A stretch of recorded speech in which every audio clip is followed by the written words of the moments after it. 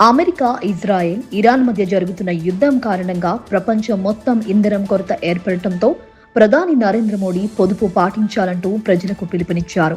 అంతేకాక ఆయన స్వయంగా పొదుపు పాటిస్తూ అందరికీ ఆదర్శంగా నిలుస్తున్నారు.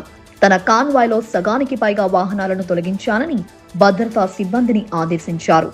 అలాగే వీలైన మేరకు విద్యుత్ వాహనాలు కాన్వాయ్లో చేర్చాలని సూచించారు.